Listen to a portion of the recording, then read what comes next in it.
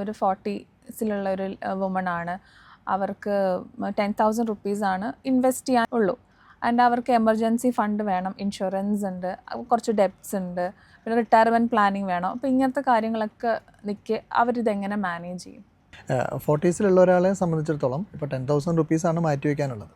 അത് അവരുടെ എക്സ്പെൻസും EMIയും കഴിഞ്ഞ് വരുന്ന ഒരു എമൗണ്ട് ആണെന്നുണ്ടെങ്കിൽ so then should plan for their retirement അല്ലെങ്കിൽ ആ ലോങ് ടേം ഇൻവെസ്റ്റ്മെൻറ്റിലേക്കുള്ളത് ഈ ഇൻഷുറൻസ് അല്ലെങ്കിൽ ദർ എമർജൻസി ഫണ്ടിലേക്കുള്ളതാണ്. What I would suggest is to ആ ഒരു 10,000 റുപ്പീസ് വെച്ചിട്ട് ഒരു emergency fund they should create first. കാരണം ഒരു ഇൻവെസ്റ്റ്മെൻറ്റ് തുടങ്ങുന്നതിന് മുമ്പ് ബേസിക്കായിട്ട് വേണ്ട ഒരു കാര്യമാണ് എമർജൻസി ഫണ്ട്. കാരണം ഞാൻ കണ്ടുവരുന്നൊരു പ്രാക്ടീസ് എന്ന് പറഞ്ഞാൽ ആൾക്കാർ എമർജൻസി ഫണ്ട് വെക്കാതെ straight away get into investments. അപ്പോൾ ഒരു പ്രോബ്ലം എന്താണെന്ന് വെച്ച് കഴിഞ്ഞാൽ since we all are human being, any point in time നമ്മളൊരു എമർജൻസി വെക്കുകയും ജസ്റ്റ് സ്കൂട്ടറിൽ നിന്നൊന്ന് വീണാൽ തന്നെ മതി അല്ലേ. അപ്പോൾ ആ എമർജൻസി ഫണ്ട് ഉണ്ടെങ്കിൽ അതിൻ്റെ ഒരു റിപ്പയർമെൻറ്റിനാണെങ്കിലും അങ്ങനത്തെ ചെറിയ ചെറിയ കാര്യങ്ങളാണെങ്കിലും നമ്മുടെ ലോങ് ടേം ഇൻവെസ്റ്റ്മെൻറ്റിനെ ബ്രേക്ക് ചെയ്യാതെ മുന്നോട്ട് കൊണ്ടുപോകണം എമർജൻസി ഫണ്ട് അനിവാര്യമാണ്. അപ്പോൾ ഇതില്ലാത്തത് മൂലം നമ്മൾ സ്ട്രൈറ്റ് അവേ ജമ്പ് ചെയ്താൽ മേ ബി ഒരു ലേറ്റൻ പോയിൻ്റ് ഇൻ ടൈം അവർക്ക് ആ ലോങ് ടേം ഇൻവെസ്റ്റ്മെൻറ്റ് ബ്രേക്ക് ചെയ്യേണ്ടി വരും, because they are not having an emergency fund.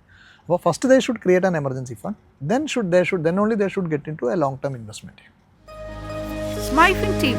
Download the app now.